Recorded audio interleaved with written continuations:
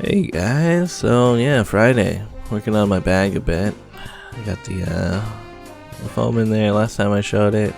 I decided to cut it up to kind of mimic the folds and the paper one. And I would sew it in so it would have like the obvious folding lines and stuff. Kind of a pain to do it this way. Like, I thought about doing this when it was all just like flat panels and stuff, but I didn't, and now I'm doing it the hard way. So anyways, Saturday, going to a bike protest for the Bloor Street bike lanes and Yonge Street and Avenue. Yeah, at Christie Pitts, there's gonna be a gathering. There wasn't much info on their flyer that they had, so I wasn't really sure what was actually going to happen. Like, are we doing a ride or are we doing a walk or something? I just brought my bike because it was the easiest way to get here. And I was here kind of early, like 20 minutes early-ish. So there was some people already here, which was nice compared to the last bike thing that I went to where there was like 2 people until like just before. But they started talking right at 2, so that was kind of nice. And I could already see Norm de Pasquale right there. You know, he's the Ontario Place for All. Anyways, the 2 students, they introduced Jessica Bell. She talked for a bit about people die without bike lanes, and then they had this doctor guy come on, and he was talking about the bike lanes on University Avenue along all the hospitals and how great it is. You know, he likes to bike between the hospitals when he has to. And then Norm, classic Norm. He's apparently running for a federal NDP seat, and he's getting the crowd to chant and stuff. You know, everybody's got pretty similar talking points about how if you want to reduce traffic, you need to give people alternative ways other than cars. Otherwise, you're just going to have more cars. Then this guy, he talked about the Greenbelt for a while and how they got the government to stop fucking with the Greenbelt. Was basically to be like, you're removing Greenbelt land to make more houses, but that kind of housing you're making is not going to make or meet the housing goals. They're on track to make about half the houses that they promised, the Ontario government. And this same argument can be said for the bike lanes. Basically, the large apartment buildings that they're trying to make downtown don't always make sense if they have to have like 1,000 parking spots. So yeah, it's basically some of these new housing complexes are being proposed, being like there'll be like 5 parking spots and 200 bicycle parking spots. So it's kind of the same thing. It's like, we need these bike lanes to make these new housings make sense.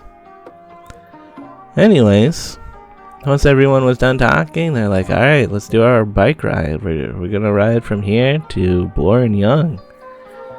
And you can kind of tell that this is organized by like U of T students that haven't really done this before, because that doesn't really make sense for an ending point unless we're just gonna hang out at the intersection and just block it for like, I don't know, half an hour or an hour once the ride is done.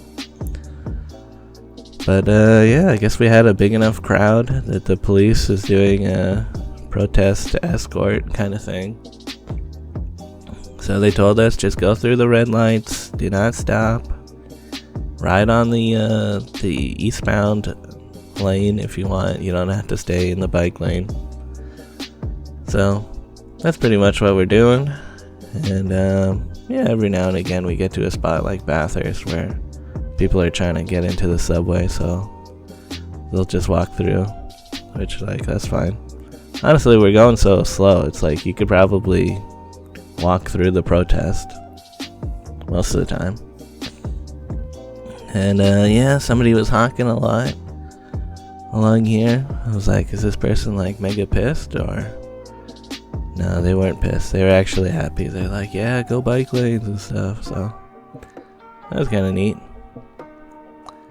But I mean, some people look pretty mega pissed. Somebody down this street was just like blaring their horn. Classic side street car user. Probably like thinks they're smart, avoiding the main streets. But anyways, once we got to Bloor and Young, there's people being like, just keep going, guys. Do not stop here. And yeah, I guess we're gonna keep on going. To me, this makes sense because I don't know, we're just gonna hug this whole intersection. So we keep going to Shoreborn, and once we started getting directed south by the police, I was like, alright, they're probably bringing us to the legislative building or whatever it's called. Yeah, and then back west along Wellesley to our provincial building, this place where all the protests happen, the south lawn of Queen's Park.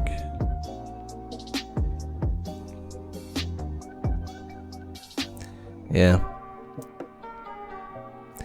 Overall, it was a nice ride. Amongst all the people that I was riding next to, a lot of them were like, we should do this every Saturday. Just because it's kind of nice. And I kind of agree. I'm like, if they take out those bike lanes, just be like, alright, well, fuck it. Every Saturday we're doing this. Like all those, the anti-vaxxers will be the new anti-vaxxer annoyance of Big Street Takeover. So yeah, people are heading out. Mostly, there was some chanting, and those two students that organized it were like, thanks for coming out, guys. This is more than we ever thought was gonna happen, or show up. So if you want to see their website, it's called fightforbikes.org, and you can stay up to date on some stuff, I guess, if they do more stuff in the future. But there's a few bike organizations like Cycle Toronto and I don't know, Bike Brigade. There's probably other things too. I kind of just do whatever.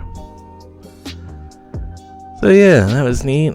This whole time I was kind of hungry. I was thinking of getting something to eat before, but ultimately, you know, I was kind of close to my house once we were done. So I went home and made a tuna casserole.